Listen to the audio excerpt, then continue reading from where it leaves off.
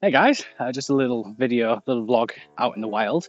One of the commenters, Matthias, I hope I'm saying that right, or Matthias, suggested it might be a good idea to do one out in the wild. So as I'm walking one of my local areas, lovely little path, about an hour and a half walk, should be about I don't know, 7.5, 8,000, 9,000 steps. I wanted to just talk a little bit about me, and more specifically my food and my eating habits, because they're one of the reasons that's got me into this mess, shall we say, in the first place. So all of my way revolves around my eating habits, and I have got quite an unhealthy relationship with food, and it's always been that way from a very early age, probably 11 plus. I've been like this, and lots of things have happened in my life in the past, and it's led me to where I am now, and now to a point where I want to change that. So the way that I look at food, and I'm quite jealous of people that talk about they see it as fuel, because for me it's not just that.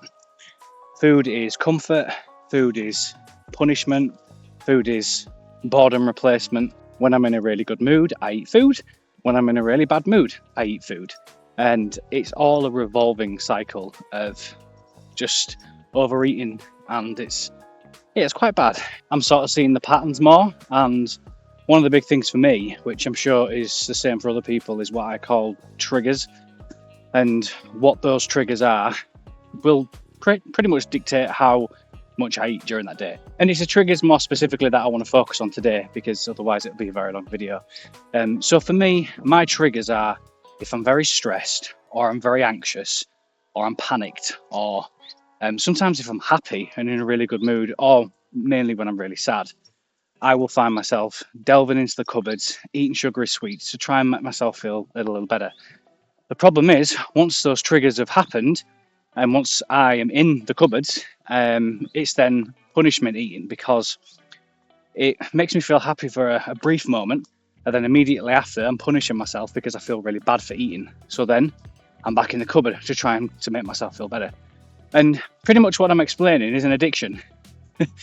And I think I do have a food addiction. And if I was to be quite honest, that addiction is what's gotten me into that position where I am now, where I'm morbidly obese and quite depressed about it. So I'm trying to overcome it. And one of the steps I'm doing is being aware of the triggers, but also asking myself in the moment when I find myself in the cupboards or find myself in the fridge looking for something to make myself feel better, I'm asking myself, where is this coming from? Is it because I need food right now? Or am I trying to meet a need that comes from somewhere else? So if I'm really stressed, it's an absence of something that I need right now that's causing me to go inside the cupboards and the fridge. If I'm sad, it's obviously an absence of happiness.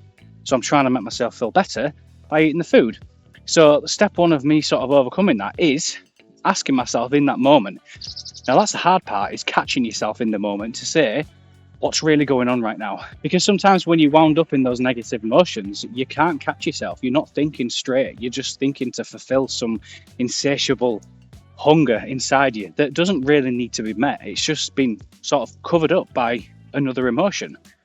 And I feel like as I'm sort of doing my sort of trainee therapy and learning more about the human mind and the human body, I'm finding it a little bit easier to catch myself in that moment and saying, do I really need this right now, or is it something else that's going on? And don't get me wrong, I'm not perfect in any way, shape or form.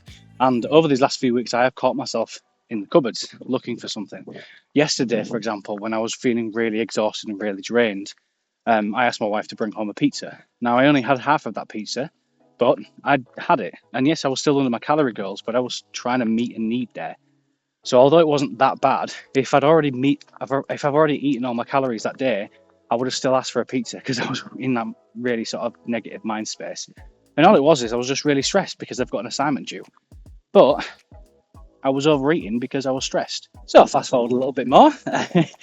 So the triggers that I was talking about, one of the big steps I need to sort of take is working on overcoming those triggers, because for me, they have ruled my life and controlled my life for a very long time.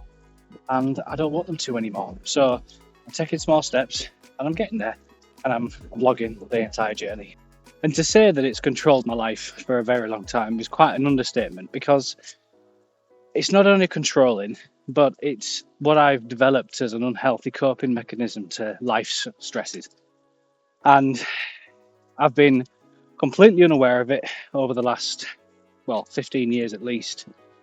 And now I can start making changes. But yeah, it's more of a coping mechanism. When I get too stressed or sad or everything in between, I eat, and I've let it control me. So starting to make changes, and I'm really looking forward to seeing where I go from this. And I'm learning more and more about myself over the days and the weeks, and I'm enjoying being able to share them with, well, whoever watches this video, and something to look back on in the future to say, look where I was and look where I am now. So I'm going to sign off. Thanks for stopping by if you have, and I'll see you guys in the next video. Okay.